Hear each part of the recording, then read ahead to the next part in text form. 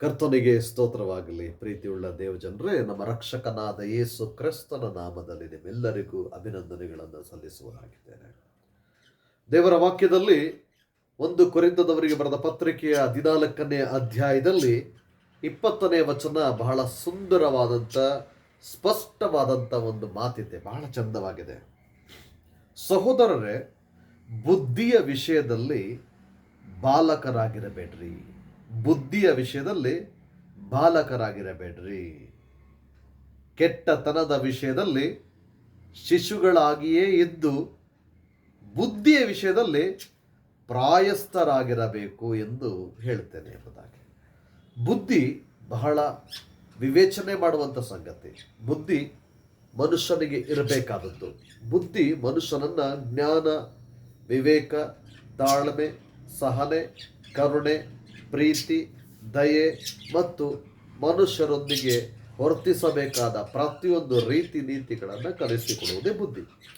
ಮಾತ್ರವಲ್ಲ, ಬುದ್ಧಿ ದೇವರೊಟ್ಟಿಗೆ ಹೇಗಿರಬೇಕು, ಪ್ರಾರ್ಥನೆ ಹೇಗಿರಬೇಕು, ಮತ್ತು ನಮ್ಮ ಪ್ರಸಂಗಗಳು ಹೇಗಿರಬೇಕು, ಮತ್ತು ದೈವಿಕ ವಿಚಾರಗಳು ಹೇಗಿರಬೇಕು, ಹೇಗೆ ಬೋಧಿಸಬೇಕೆಂಬ ಸಕಲ ವಿಷಯಗಳನ್ನು ಬುದ್ಧಿ ಹೇಳಿಕೊಡ್ತದೆ. ಸೊ ಈ ವಿಷಯದಲ್ಲಿ ಬಾಲಕರಾಗಿರಬೇಡ್ರಿ, ಚಿಕ್ಕವರಾಗಿರಬೇಡ್ರಿ. ಬುದ್ಧಿಯಿಂದ ನೀವು ಚಿಕ್ಕತನದಲ್ಲೇ ಇದ್ದರೆ ಅದು ಶ್ರೇಷ್ಠವಾದದ್ದಲ್ಲ. ಪ್ರಾಯಸ್ಥರಾಗ್ರಿ ಅಂದರೆ ನೀವು ಯವನಸ್ಥರಂತೆ ಇರಬೇಕು, ಅದಕ್ಕಿಂತ ಜಾಸ್ತಿ ಏಜ್ ಆಗಿರಬೇಕು. ಬುದ್ಧಿ ದೊಡ್ಡದಾಗಿರಬೇಕು. ಬುದ್ಧಿ ಬೆಳೆದಷ್ಟು ಮನುಷ್ಯ ಜ್ಞಾನವಂತನಾಗ್ತಾನೆ, ಬುದ್ಧಿ ಇಲ್ಲದಷ್ಟೇ ಅವನ ದಡ್ಡನಾಗ್ತಾನೆ. ಆದ ಕಾರಣ ಬುದ್ಧಿ ಮನುಷ್ಯನ ಜ್ಞಾನಾರ್ಜನೆಯನ್ನು, ವಿವೇಕವನ್ನು ಇನ್ನೂ ಸ್ಟ್ರಾಂಗ್ ಮಾಡಿ ಅವನ ಜೀವಿತಗಳನ್ನು ಕಾಯ್ತದೆ. ಮಾತ್ರವಲ್ಲ, ಒಂದು ಸಾರ್ತಿ ನಾನು ಒಂದು ದೃಷ್ಟಾಂತವನ್ನು ನೆನಪು ಮಾಡಿಕೊಳ್ಳುತ್ತೇನೆ. ತೆರ್ತಲಿಯನ್ ಎಂಬ ವ್ಯಕ್ತಿ, ಒಬ್ಬ ದೇವರ ಮನುಷ್ಯ, ಒಬ್ಬ ಬಿಷಪ್. ಅವರು ಕೂಡ ಒಂದು ದಿವಸ ಒಂದು ಸಮುದ್ರದ ತೀರದಲ್ಲಿ ನಡ್ಕೊಂಡು ಹೋಗ್ತಾ ಇದ್ರು. ನಡ್ಕೊಂಡು ಹೋಗುವ ಸಂದರ್ಭದಲ್ಲಿ ಒಂದು ಚಿಕ್ಕ ಬಾಲಕ ಆ ಸಮುದ್ರದ ತೀರದಲ್ಲಿ ಮರಳಲ್ಲಿ ಒಂದು ಮನೆ ಕಟ್ಟಿ, ಆ ಮನೆಯ ಸುತ್ತಲೂ ಕೂಡ ಒಂದು ಕಾಂಪೌಂಡ್ ಹಾಕಿ, ಆ ಮನೆ ಒಳಗಡೆ ಒಂದು ಚಿಕ್ಕ ಬಾವಿಯನ್ನು ಮಾಡಿ ಸಮುದ್ರದ ನೀರು ತಂದು ಅದಕ್ಕೆ ತುಂಬಿಸ್ತಾ ಇದ್ದ. ಆತನು ಬರುವಷ್ಟರೊಳಗಾಗಿ ಏನಾಗ್ತಿತ್ತು, ಸಮುದ್ರದ ಆ ನೀರು, ಆ ಬಾವಿ ಕುಡ್ಕೊಂಡ್ಬಿಡ್ತಾ ಇತ್ತು ನೀರು, ಮತ್ತೆ ಖಾಲಿ ಆಗ್ತಾ ಇತ್ತು. ಮತ್ತೆ ಹೋಗಿ ತುಂಬಿಸ್ತಾ ಇದ್ದ, ಮತ್ತೆ ಹೋಗಿ ತುಂಬಿಸ್ತಾ ಇದ್ದ. ಹೀಗೆ ಮಾಡಿ ಮಾಡಿ ಮಾಡಿ ಮಾಡಿ ಅದು ಎಷ್ಟು ಪ್ರಯಾಸ ಪಟ್ಟರೂ ಕೂಡ ಆ ಬಾವಿ ತುಂಬಲೇ ಇಲ್ಲ. ಆ ಸಂದರ್ಭದಲ್ಲಿ ದೂರದಿಂದ ಬಿಷಪ್ ತೆರ್ತಲಿಯನ್ ಎಂಬುದಾಗಿ ಅವರು ಓಡಿ ಬಂದು ಬಾಲಕನನ್ನು ಮುಟ್ತಾರೆ. ನಡ್ಕೊಂಡು ಬಂದು ಹಾಗೆ ಮುಟ್ಟಿದಾಗ ಬುದ್ಧಿಹೀನ ಹುಡುಗ, ಏನು ಮಾಡ್ತಾ ಇದೀಯಾ? ಅದು ಮರಳು ಬಾವಿಲಿ ಎಷ್ಟು ನೀರು ತುಂಬಿದ್ರು ಕೂಡ ಏನಾಗಲ್ಲ, ತುಂಬೋದಿಲ್ಲ ಅಂತ ಹೇಳಿ ಹೀಗೆ ಬುದ್ಧಿಹೀನ ಅಂತ ಟಚ್ ಮಾಡಿ ಹೀಗೆ ನಡ್ಕೊಂಡು ಹೋಗ್ತಾ ಇರ್ತಾರೆ. ಹೋಗೋ ಸಮಯದಲ್ಲಿ ಆಗ ದೇವರಾತ್ಮನು ತೆರ್ತಲಿಯನ್ ಎಂಬ ಆ ಬಿಷಪ್ ಅವರಿಗೆ ಮಾತಾಡ್ತಾರೆ. ಬುದ್ಧಿಹೀನ ಅವನ ನೀನಾ ಅಂತ ಕೇಳ್ತಾರೆ. ಅದಕ್ಕೆ ಏನು ಸ್ವಾಮಿ ಗೊತ್ತಾಗ್ತಾ ಇಲ್ಲ ಅಂತಾರೆ. ಅದಕ್ಕೆ ಹೇಳ್ತಾರೆ, ನೀನು ನನ್ನನ್ನು ತುಂಬ ಹುಡುಕ್ಬೇಕು ಅಂತ ಪ್ರಯತ್ನ ಮಾಡ್ತಾ ಇದ್ದೀಯ, ತುಂಬ ಹುಡುಕ್ಬೇಕು ಅಂತ, ತುಂಬ ಕಲಿಬೇಕು, ತುಂಬ ವಿಷಯಗಳನ್ನು ಅರ್ಥ ಮಾಡ್ಕೊಳ್ಬೇಕು. ನನ್ನನ್ನು, ನನ್ನ ಪವಿತ್ರಾತ್ಮನ ವಿಷಯದಲ್ಲಿ ತುಂಬ ವಿಷಯಗಳನ್ನು ಅರ್ಥ ಮಾಡಿಕೊಂಡು ನಾನು ಸಾಯೋದ್ರೊಳಗೆ ಸಕಲ ವಿಷಯಗಳನ್ನು ಗ್ರಹಿಸಿಕೊಂಡು ಸಾಯಬೇಕು ಅಂದ್ಕೊಂಡಿದ್ಯಾ ನೀನು? ಖಂಡಿತ ಸಾಧ್ಯತೆ ಇಲ್ಲ. ನನ್ನನ್ನು ನೀನು ಎಷ್ಟು ತಿಳ್ಕೊಂಡ್ರೂ ಕೂಡ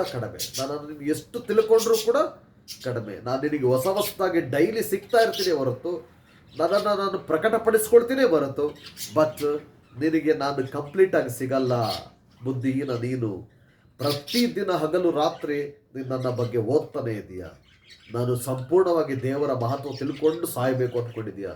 ಆಗಲ್ಲ. ನಾನು ನೀನು ಎಷ್ಟು ತುಂಬಿಕೊಂಡಷ್ಟು ನಾನು ಸಿಗ್ತಾನೆ ಇರ್ತೀನಿ ಹೊರತು ಫುಲ್ ಆಗೋಕ್ಕಾಗಲ್ಲ. ನಾನು ಕಂಪ್ಲೀಟಾಗಿ ಸಿಗೋರಲ್ಲ.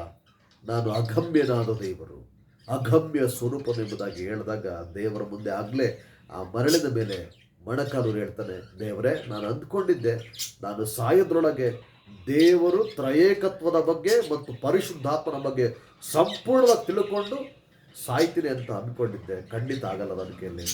ನೀನು ಮಹೋನ್ನತ, ನಿನ್ನ ಮುಂದೆ ನಾನು ಚಿಕ್ಕವನು ಎಂಬುದಾಗಿ ಹೇಳಿ ತಗ್ಗಿಸಿಕೊಂಡು ಅಲ್ಲೇ ತನ್ನನ್ನು ಒಪ್ಪಿಸಿಕೊಡ್ತಾರೆ.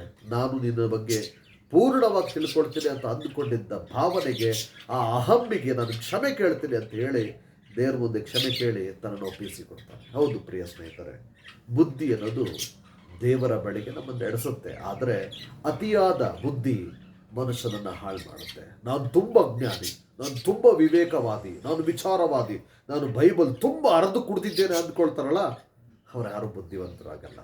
ಅವರೆಲ್ಲರೂ ದಡ್ಡರಾಗಿರ್ತಾರೆ. ದೇವರೊಂದು ದಿವಸ ಅವ್ರನ್ನ ಗದರಿಸ್ತಾರೆ. ನಿಮಗೆ ಕೊಟ್ಟಿರುವಂಥ ಒಳ್ಳೆಯ ಬುದ್ಧಿ ತಲಾಂತುಗಳನ್ನು ಒಳ್ಳೆಯ ಕಾರ್ಯಗಳಿಗೆ ಉಪಯೋಗಿಸ್ಕೊಳ್ರಿ. ಕರ್ತನು ಖಂಡಿತವಾಗಿ ನಿಮ್ಮನ್ನು ಆಶ್ರಯಿಸ್ತಾರೆ. ಬುದ್ಧಿಯ ವಿಷಯದಲ್ಲಿ ಪ್ರಾಯಸ್ಥರಾಗ್ರಿ ಹಾಗೂ ವಿವೇಕ ವಿಚಾರಗಳಿಂದ ತುಂಬಿದವರಾಗ್ರಿ. ಎಲ್ಲರನ್ನ ಗೌರವಿಸ್ರಿ. ಚಿಕ್ಕವರನ್ನ ದೊಡ್ಡವರನ್ನ ಪ್ರೀತಿ ಮಾಡ್ರಿ. ನಿಮ್ಮ ಕುಟುಂಬಸ್ಥರನ್ನ, ಕುಟುಂಬವನ್ನ, ಸಭೆಯನ್ನ ಗೌರವಿಸ್ರಿ. ಹಾಗೂ ದೇವರಿಗೆ ಸರಿ ಸಮಯವನ್ನು ಕೊಡ್ರಿ. ಹಾಗೂ ಸರಿ ಸಮಯದಲ್ಲಿ ಕೂತ್ಕೊಂಡು ಧ್ಯಾನ ಮಾಡ್ರಿ. ದೇವರ ಉಪದೇಶಗಳನ್ನು ಮಾಡುವಾಗ ಫುಲ್ಲು ಧ್ಯಾನ ಪರವಶರಾಗ್ರಿ. ಕರ್ತನ ವಚನಗಳನ್ನು ಕಲ್ತುಕೊಂಡವರಾಗ್ರಿ. ಆಗ ಖಂಡಿತವಾಗಿ ದೇವರ ನಿಮ್ಮ ಮೂಲಕ ಚಿಕ್ಕವರಾದರೂ ದೊಡ್ಡವರಾದರೂ ಒಳ್ಳೆಯ ಮಾತುಗಳನ್ನು ಆಡಿ ನಿಮ್ಮನ್ನು ಬಲಪಡಿಸ್ತಾನೆ. ಹೀಗಾಗುವಂತೆ ದೇವರು ನಿಮ್ಮನ್ನು ನಡೆಸಲಿ ಯೇಸುವಿನ ಹೆಸರಲ್ಲಿ. ಆಮೇನ್, ಆಮೇನ್.